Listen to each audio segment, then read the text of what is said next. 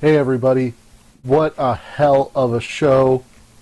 If you're just joining us, this is right at the start. This is Too Late to Live.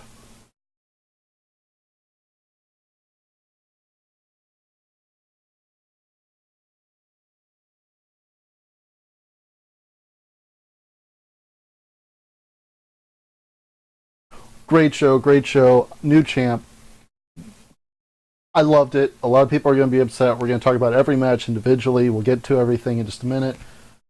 I enjoyed the show with my Funky Buddha maple bacon porter. Loving it. My hope is that you can hear me better than the previous shows. Previous times it didn't come out very well. I went in, I adjusted some things, doing the lavalier mic. If it's not working, I will go ahead and there will be a version of this with the audio fixed coming up later. I'm recording this through OBS, so if there's stream issues, anything like that, there will be a version of this later on without any of that going on. So bear with me. On the pre-show, we had Cesaro getting very frustrated that he was left off the card. It was great. There was a lot of passion from him. A lot of times that is the problem when it comes to Cesaro. A lot of times he's not connecting on the microphone, but here he really came across as just genuinely upset at how he's getting used, or rather not getting used, and I didn't expect anything to come of it. I thought this was just, well, they're giving him something just to make him happy because they couldn't put him on the show. So I was very pleased to see where that came out. We'll get to that in a minute. Cruiserweight tag match. I didn't think there was a whole lot to it. It was okay. It was a good match. It was a spotlight match. My problem with it was they were on the pre-show. They were the only match on the kickoff show. So they had a lot of time. They could have done a lot with it. They could have said, hey, we should have been on the main show. Let's show them why. And they didn't. It was a good match. It wasn't a great match. They had an opportunity to just kind of stick it to everybody, and they didn't. But it ended up with Tozawa and Swan winning, which I think was the right move, but honestly, with that not being a title feud, it could have gone either way. I don't think we're going to have one challenger to Neville at WrestleMania. I think WrestleMania, the ladder match that we've now had for probably a decade now, it started with the Money in the Bank and it's become the Intercontinental. I think this year it'll probably be for the Cruiserweight title. So we'll probably see all four of those involved in that match. So could have gone anyway. You had the breakup with Rusev and Jinder Mahal, which would pay off later. Then we had Sami Zayn versus Samoa Joe. Really good match. Just a nice Haas versus Bumper. You know, it's the same kind of match we've seen a million times, but when it's done with good people in those roles, you can watch it a million times. And Samoa Joe is a great Haas. Sami Zayn is a great Bumper. Samoa Joe needed to look good leading up to whatever he's going to do at WrestleMania. I don't think we know what role it's going to be quite yet, but while we're figuring it out, needs to be looking good. I think it was a great way to handle it. Sami Zayn passes out. He didn't tap. The good way to handle that. Tag team championship match. It was what it was. The entire time I was just thinking, hey, how much better would this be with a better tag team in there against Gallows and Anderson? Enzo and Cass just don't do much for me. I mean, they're great promos. Enzo especially. But they're okay in the ring. I don't like them as championship caliber tag team. I think that's one of the things that we kind of saw happen as a result of the brand split, was we had so many great tag teams and we could have had a really good two-level tag team division. You know, a solid championship and a solid mid-card, and they would have been great mid-carders. But because they split them up between the two shows, we don't have that kind of depth for them to really kind of carry a tag team mid-card. So That's what they're doing. Gallows and Anderson win. Love it. Glad they do. I can't wait to see where they go into WrestleMania with it. If it's going to be triple threat, looks like it might be, or if Cesaro ends up getting another shot. I want to see where it goes. I want to see Gallows and Anderson look strong going into that next one. I'm looking forward to wherever that happens to be. Sasha and Nia, we saw it not that long ago, that this is another division that should not have been split up. They should have been all on one show or the other, and that's why we're having this problem. Nia looked strong. Sasha got to look like she got lucky, or she outsmarted Nia at the last minute. She got lucky, and it ended up being okay. Well, I think we'll see them involved, both of them, going into WrestleMania. We finally saw Jinder come out and get his match. He ended up going up against Cesaro, and Cesaro ended up winning. It was not a good match. This was the first one-on-one match that these two have ever had. Jinder Mahal, there's a reason why he doesn't get the kind of attention that Cesaro does. You know, they're both kind of similar in that they don't really operate that well on the mic. Great builds, very strong.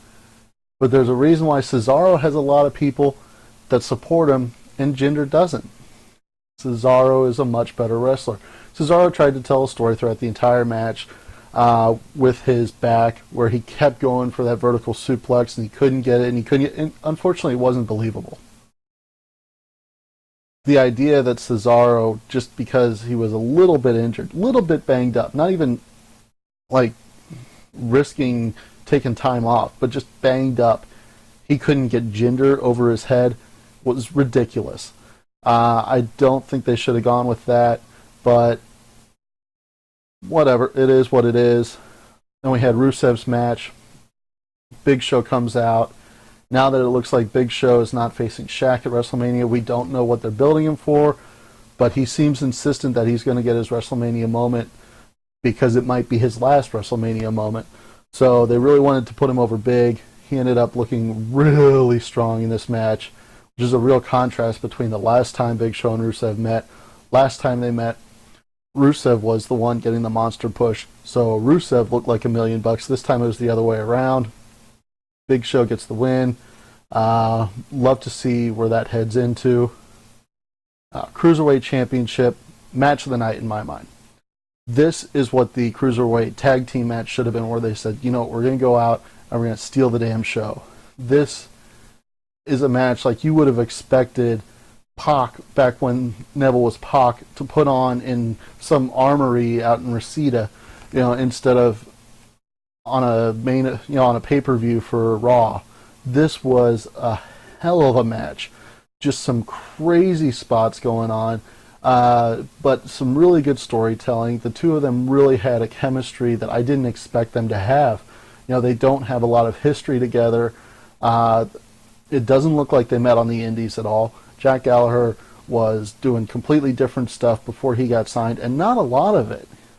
He didn't have a huge body of work before he got signed to WWE, and none of it seemed to be with Neville.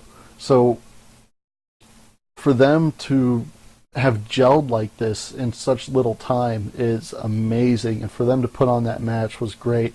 Neville came out on top, which I don't think was a surprise to anybody. Then the New Day came out, and whatever Big E was doing, I loved. He kind of looked like Festus on ecstasy, with the kind of dead-eyed drool, and then just starting to feel Xavier and Kofi, like, just whatever. It was very weird, but it was fun. It kind of distracted from everything, but I would imagine that just like WrestleMania last year kind of built up to the New Day in a giant cereal box, something at WrestleMania with them is going to have to do with ice cream, whether it's a giant bowl of ice cream or what. Somehow this is leading up to their WrestleMania spectacular. As hosts, no idea if they're going to have a match or not, but they're going to be doing something big, and I can't wait to see what that pays off for. That this is becoming a running theme of stuff happening tonight. Then Roman Reigns and Braun Strowman, typical main event style Haas match, which works well because that's what they are. That's how it should have been. I loved it. The spot where Braun countered the spear into a power slam on, what was it, the Spanish announce table, I think it was. Just amazing spot. Really made him look like $1 million. People are going to be upset that Roman won, but the fact that it took him so much work and he got beat up so much really makes Braun look good. He's not winning the championship until after SummerSlam. He doesn't need to win this match yet. He just needs to look solid. This made him look solid. It's the outcome it should have been. I'm happy with it. I'm hoping most people are. But with the way people feel about Roman, I'm not going to hold my breath. Women's Championship, good match. Not great. They've had better. Really kind of spoiled by the ending. Sasha comes down, helps Bayley, cheats for Bayley after Charlotte sent Dana away. Said, I'm going to do this on my own. And the commentators played that up. They said, Dana's gone. This is all Charlotte being, just. And she's getting screwed out of the belt. But then on Raw Talk, they didn't really address it. Bayley and Sasha were still all buddy-buddy. Bayley didn't resent the outside interference. They were being treated like good guys.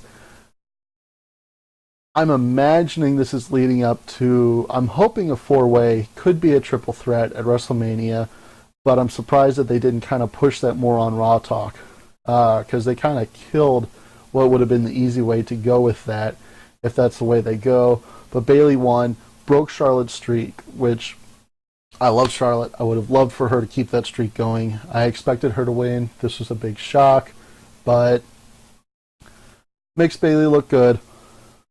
Again, can't wait to see where it goes. Universal Championship. Don't mind Chris Jericho's face up there. I grabbed the art back when the match was originally announced. If you expected anything different than we got, you don't pay enough attention. It is what it is. Now, there were people who thought, well, maybe it's going to go 15 minutes. We can get a 15-minute match. No, this was never going to be a long match. Goldberg, he went, 12 minutes with DDP, probably about the same with Bret Hart. He doesn't wrestle long matches. And Kevin Owens, as great as he isn't Hulk Hogan. This wasn't going to be some major match. This was going to be a spectacle, because this is what sells the main event of WrestleMania, which, whatever you want to say about the SmackDown Championship match, that's the main event. Randy Orton won the WrestleMania main event at the Royal Rumble. No, the main event, the one that's going to sell the pay-per-views, the ones that's going to get this on its sports bars, is Brock Lesnar versus Goldberg for the title. This is how they do it. There was always a chance they were going to do that match without the title, but even if that's the way they did, Goldberg was going to win. He just would have won by disqualification, and it would have been quick. This way, wonderful way, Chris Jericho came out, got involved. He gets to set up his match for WrestleMania, which I think is everything we're expecting that to be, with the Festival of Friendship. That was really the only way that could happen. We wanted it to be for the championship. We might have told ourselves it could have been for the championship, but no. Goldberg versus Brock Lesnar, 12, 13 years later, for the championship, is the match that's going to get people who don't watch every week to watch. Because you and I are going to watch WrestleMania anyway. If you're watching me right now, You're already watching the network, and you're going to watch WrestleMania no matter what. They've got our money. They need to get your friend's money that hasn't watched in 10 years. This is how they're going to do it. So Goldberg wins, going to WrestleMania as the champion. Let me know what you think. Let me know if you're going to boycott, if you're going to cancel WWE Network.